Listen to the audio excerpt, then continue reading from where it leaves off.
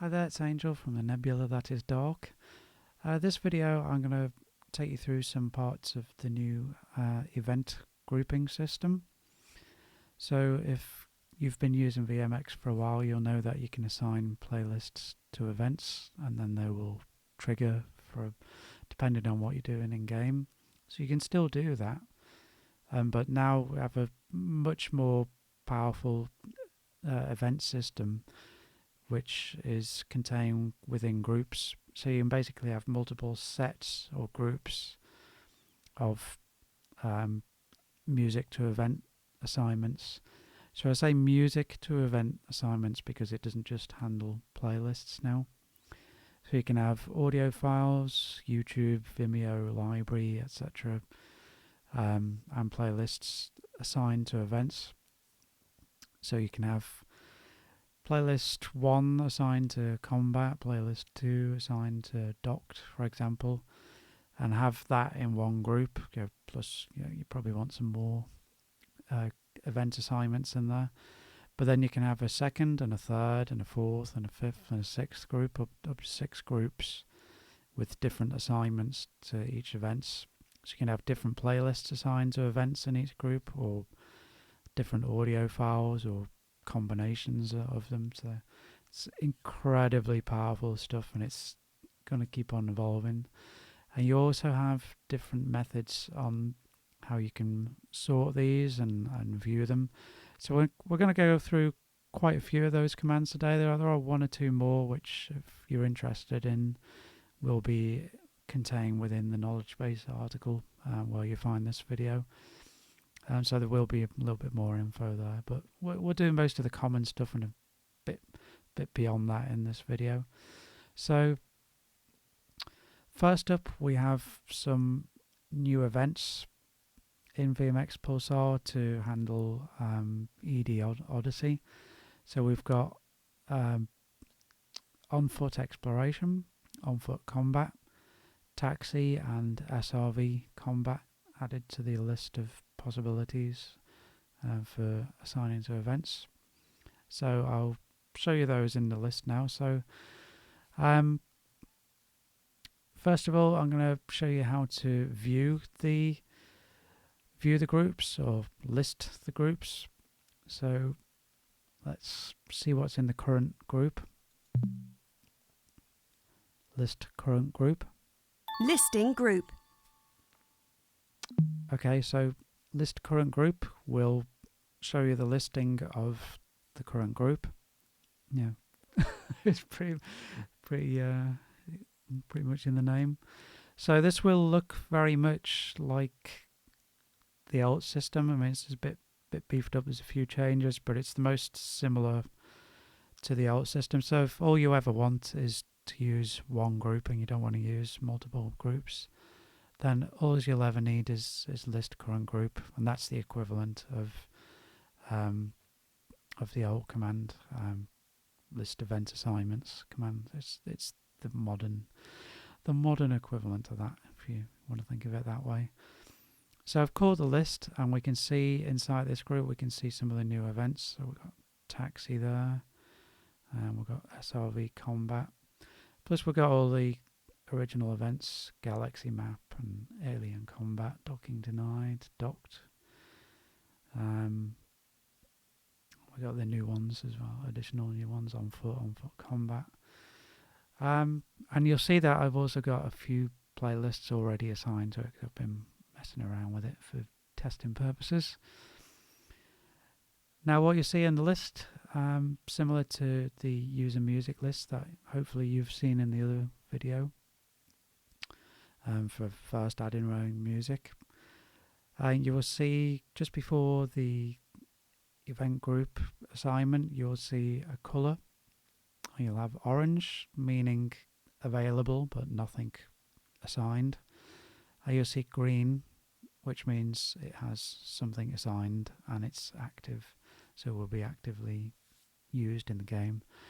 So whatever you got set here, so for example I've got event group name my group 1, which I'll come to in a minute.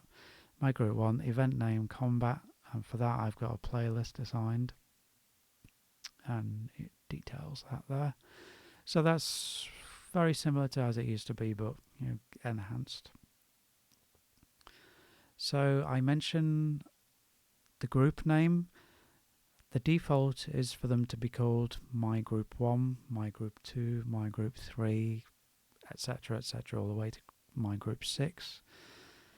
You can leave them set at that if you wish. I mean, there's no harm in it. It's can be a little bit cumbersome saying list group My Group 1 and set group My Group 1. You can trim that down and have something more pleasant to say. And I'll come to that in a minute, so we'll get to that. So at the moment, I'm going to just show you briefly how we can manipulate the list that you see. So this one, I just did list current group, which is probably going to be the most common one you use, but there are more. So let's say that I have multiple groups with multiple event assignments to each group, and you just want to see what's active. We can do list active events. Listing active events.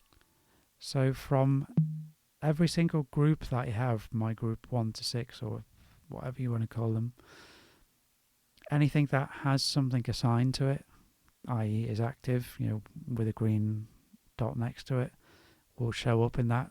So if you've got a couple of events in my group 1, a couple in my group 2, all the way to 6, then everything from 1 to 6 will be included in that list.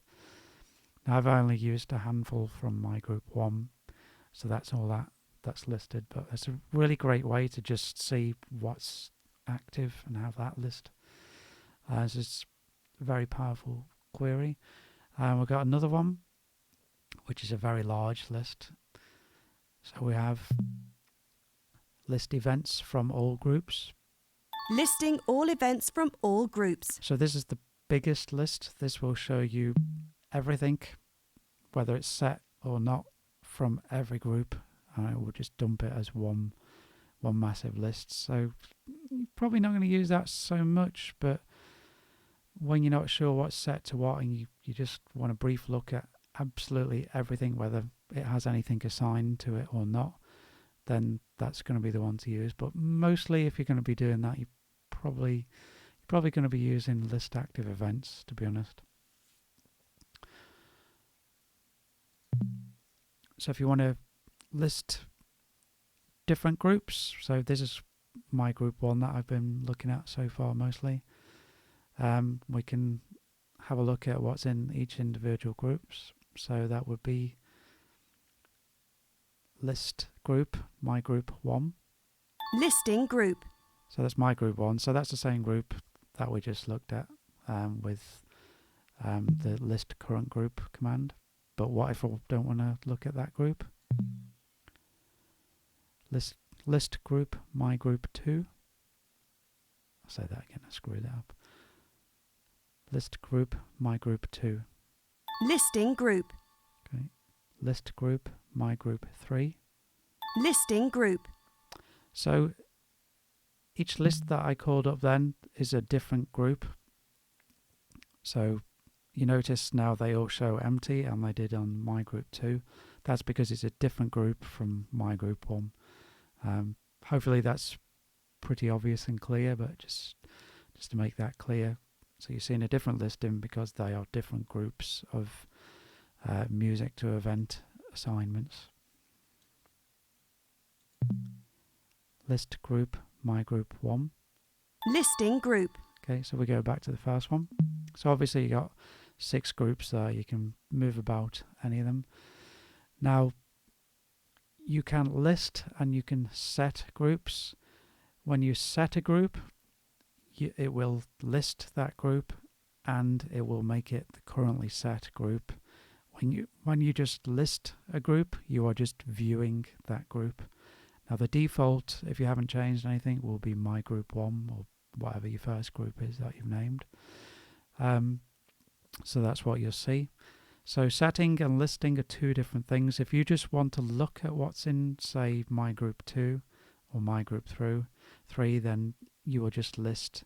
If you want to set it, which makes it active, which means every music to event assignment will will become the ones that context mode use.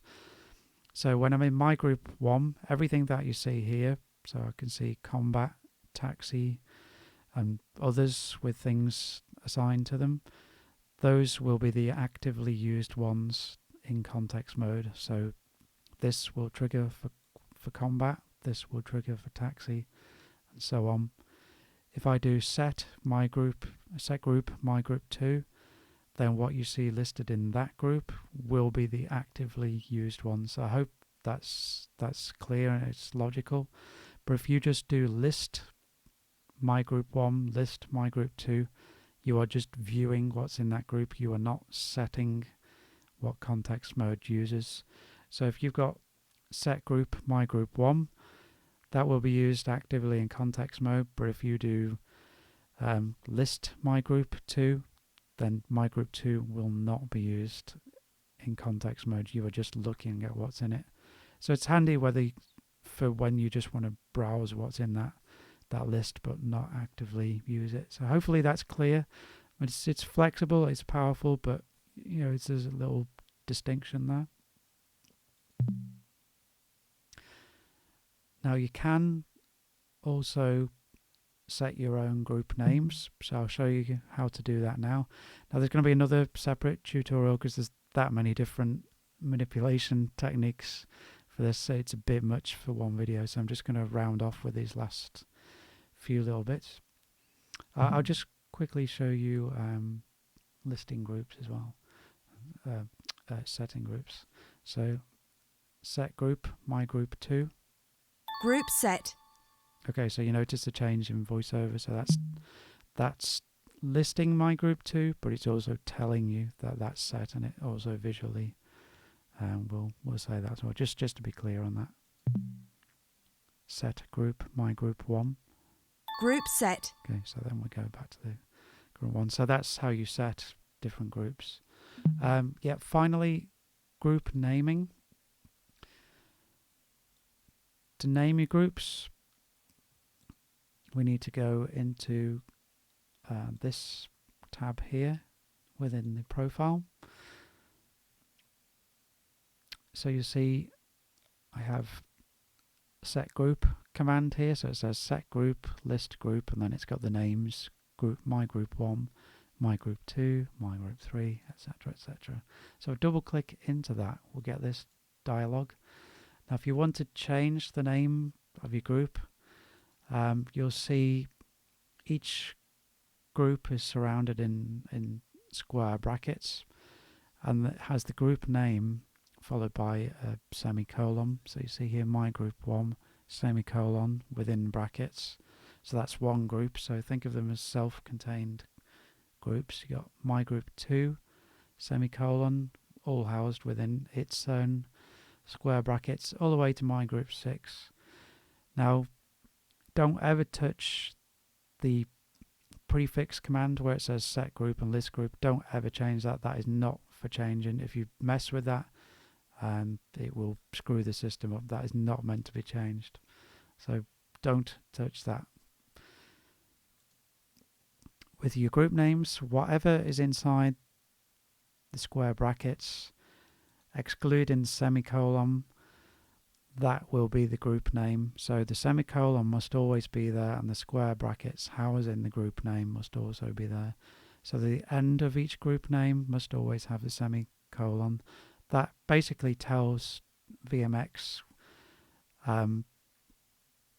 that your group names are there. So it's when you start up VMX, it has a quick look through there and does a little check to see whether you've renamed a group. So if I rename my group 1 to my film music playlist or just film music, then when you load VMX, it will scan through that and say, and we'll see, oh, that's not called my group 1 anymore, it's called film music. But you must always keep the semicolon in there and have all that within the square brackets, which I'll show you now how it should be.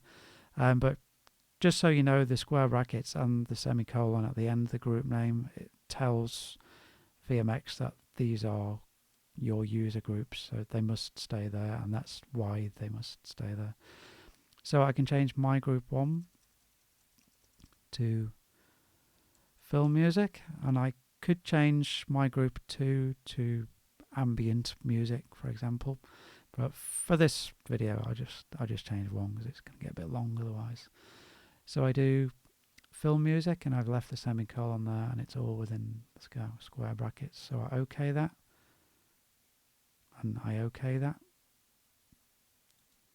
Now I need to restart VMX whenever I make a change to the group names.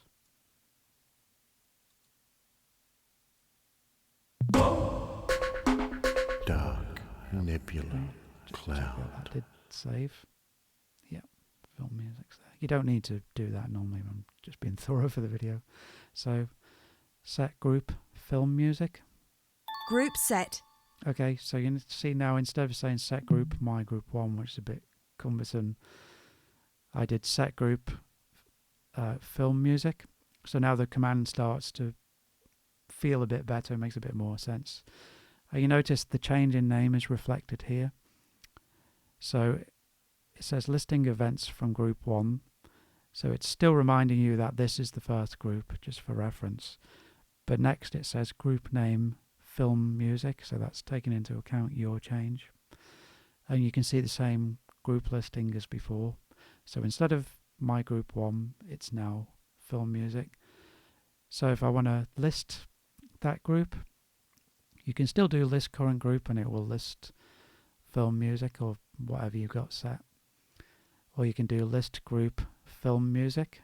So note, again, not my group 1. So the changes are reflected there and they're saved. So that's how you edit your groups. I mean, it's really, really easy. It's a really cool system. So yeah, if you want to change more, I can change all 6, or I can just change 1, or I can just change 2, or you can change 1 at a time. But in every case, whenever you change it, please apply it to the profile. So we change it in here, just show you again. So change it there, keep the semicolon, keep it within the square brackets, OK it, click apply, then click done, and then you want to close VoiceAttack. If you want to immediately use the changed name, I mean, you could change them 1 at a time and then restart VoiceAttack, but the changes won't take effect until you restart VoiceAttack. And I would suggest really that you change each name 1 at a time, just so you don't get distracted and walk away from it and forget to restart and screw it all up. So that's how you set and navigate through and view or list groups. So it's just so powerful. It's a really, really great system. And there's a little bit more manipulation you can do of groups, and if you want to see a bit more about that, that's in the knowledge base article. So there will be another knowledge base article where I'm going to show you how to assign audio and playlists to events, and we can do multiple assigns to multiple events all in one command all at once, and we can delete and clear things. I will show that in the other video, so take a look at that in the knowledge base in the same section if you want more information. But other than that, thanks for watching, and I hope you enjoy using that. Bye bye, catch you in the next one.